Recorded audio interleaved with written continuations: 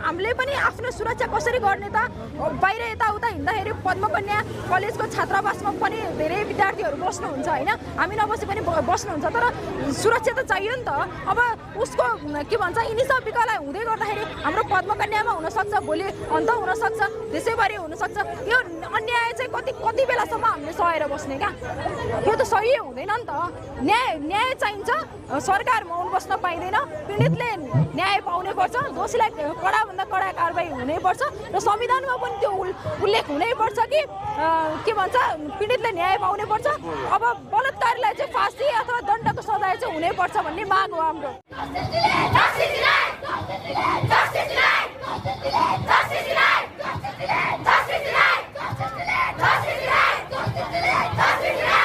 अब यस्तो बलात्कारको घटना दिनानुदिन घटिरहेका छन् विगतका दिनमा हेर्ने हो भने पनि हामीले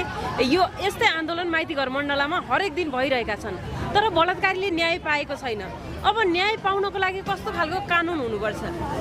अब यो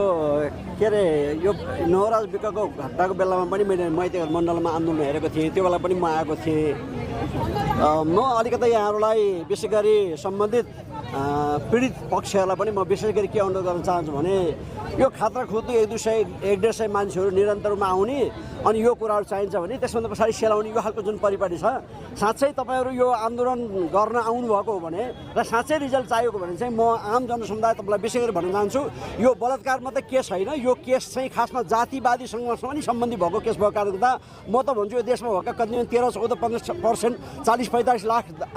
दलित समुदाय जसलाई भनेर हिजो वर्षौँदेखि इतिहासदेखि मिचिएको छ हेपिएको छ ती सबै समुदाय चाहिँ कम्तीमा पनि एउटा लक्ष्यसहित आन्दोलनमा निक्लिनु भयो भने यो कार्यक्रम हुन्छ अब होइन भने बलात्कारीहरूलाई यो मृत्युदण्ड दिनुपर्छ आजीवन जेल हाल्नुपर्छ भन्ने खालको यस्ता खालका आन्दोलनहरू यो छोटो छोटो आन्दोलन गरेर केही पनि हुनेवाला छैन र अहिले नयाँ सरकार पनि बनेको कारणले गर्दा म विशेष गरी यहाँहरूलाई भन्न चाहन्छु र विशेष गरी हिजोदेखि निरन्तर यो निसाको मात्रै केस छैन हिजोदेखि निरन्तर रूपमा पीडित भएका अन्यायमा परेका छिचुमिचमा परेका चाहे त्यो बलात्कारको केसमा हो चाहे जातिको नाममा हो चाहे अल्पसङ्ख्यकको नाममा विभिन्न खालका किसिमबाट छिचुमिचमा परेका मान्छेले साँच्चै मुक्ति चाहने हो भने चाहिँ एकचोटि बरु मकै भडमास बोकेर भए पनि बरु गुन्द्रुक र भात मात्र खाने गरी लक्ष्य बनाएर भए पनि एउटा 20-50 लाखको मानिसहरू चाहिँ यहाँ सडकमा आएर झ्याप्पै एकचोटि आन्दोलन नभएसम्म एकचोटि मुक्ति नभएसम्म लड्ने भन्ने खालको एउटा खालको यस्तो खालको लक्ष्य लिएर विशेष गरी अभियान त साथीहरू म यहाँलाई पनि भन्न चाहन्छु हामी त हिजोदेखि भन्दैछौँ कि यस्ता खालका अन्याय अत्याचारमा परेका यस्ता खालका समस्याको लागि यो छुटपुट खालको आन्दोलन गर्ने होइन निरन्तरमा त्यो वारके पारको लडाइँ भनेर भनिन्छ जस्तै हामी खगेन्द्रजीले विगत समयमा लामो समय त्यो साङ्ला बाँधेर बस्नुभएको थियो दलित खोइ भन्ने आन्दोलन